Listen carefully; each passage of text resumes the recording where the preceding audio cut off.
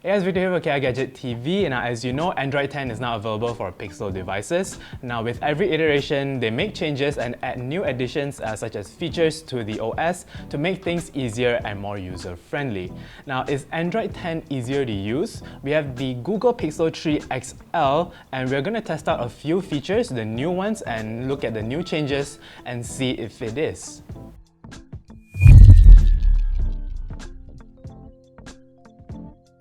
Alright, so let's start off with arguably the most talked about update on Android 10, which is system navigations with gestures. Now you can change it in settings. Now with gestures turned on, you can swipe left or right on the edges of the screen to go back, or you can swipe up to go to your task manager or swipe up again to go for your app tray. Pretty standard there. Now this doesn't feel quite natural to me as an almost exclusive Android user. I prefer to go for the classic 3 button. 2 buttons is fine, but at least you know now you can change it back to the original if you want to. But yes, this is the new feature. It doesn't make things a lot easier because I still feel buttons are easier. You can just tap on it. It's just so much easier. But I digress.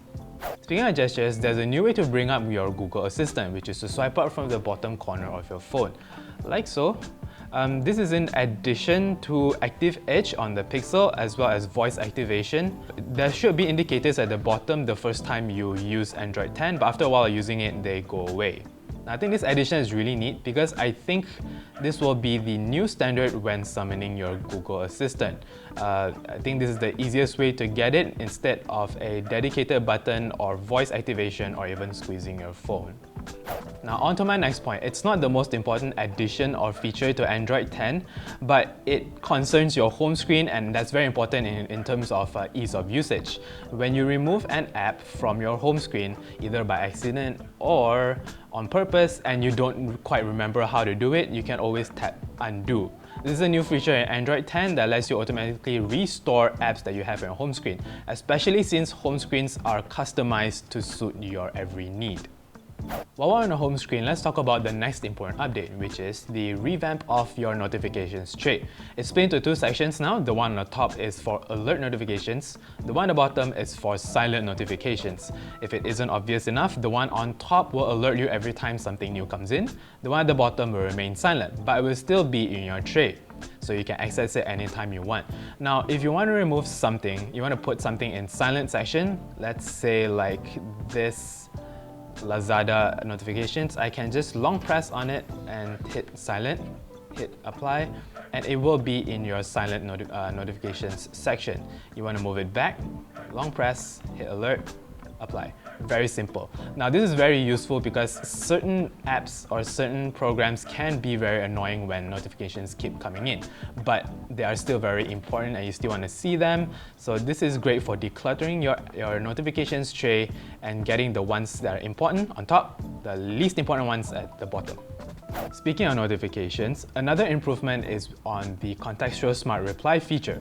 Now with this, the AI learning does a better job at recognizing questions and giving you more accurate replies. You can do everything in a single tap and you can reply with emojis.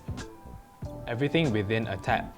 Now the update to the contextual smart reply feature now works across every messaging app on your phone. This includes Facebook Messenger, and you can open up Google Maps from here without having to open the message in the first place. There you go. Just tap on Open Map and just go with Google Maps.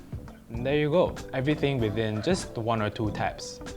Now what's also an improvement is the sharing menu. When you share videos, images or documents, the sharing menu opens up immediately without having to load, and the most contacted people on your phone will be placed at the top section like so, and your most used apps at the bottom will be your other options. Now this is a logical placement which I really like. Everything's within a few taps away, and yeah. Now so far so good. Android 10 is looking pretty good. Another update that I like is that you can tell how much battery life you have left. The amount of days or time you have left with your battery is placed right next to your battery icon, which is really neat. Now speaking of battery life, this is also another much talked about addition to Android 10, which is a system-wide dark mode. This is going to help you save even more battery and help your eyes stay healthy, and it is system-wide, so apps like Google Chrome will get it too. Now I need to mention again, we're looking at features and updates that make life easier, and another one that does that is the addition of the emergency button when you hold down the power button. Simply tap on it and you can get your emergency contact straight away. Another revamp is also seen at the emergency page. As you can tell, this is not my phone, this is Warren's phone, but yes, an overall clean look to your emergency page. Another cool addition is haptic feedback on your text selection. This is my personal favorite because I copy and paste a lot on my phone. Now you get little vibrations for every word that you go across, which is really neat. It helps making selection of text feel more accurate. Now another feature that I want to talk about is live captions. Unfortunately, we don't have it at launch, so we'll keep you updated once the feature rolls out. Now when we do get it, it will help with listening to audio without actually listening. You can see live transcriptions or captions of it. This is especially useful when you're listening to voice messages on busy public space without actually having to turn on your volume.